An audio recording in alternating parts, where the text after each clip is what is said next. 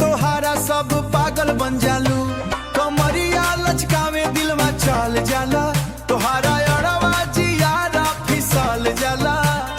धीरे धीरे बोला तक मौसम बदल जाला, सड़िया जान तोहारा पे जा चला, सड़िया जान तोहारा पे जा चला, चांद के रोशनी से चेहरा चमकेला, जब तू हंसे लू दिलवा धड़केला,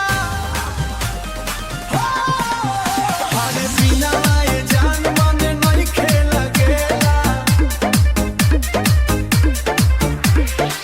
बिंदिया चमके जैसे आसमान तारा, तोहरे खातिर बनल बा दिल बेचारा, रात भर सपना में आवेलू हो, रात भर सपना में आवेलू हो,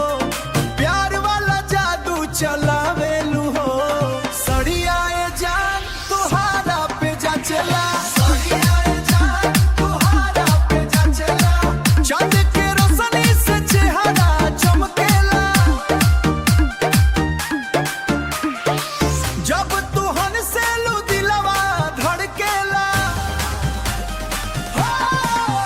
हरे बिना ये जान मन नहीं खेला गेला, चलो सजनवा हथवा पकड़ के घूमी दुनिया प्यार में सज के, सुना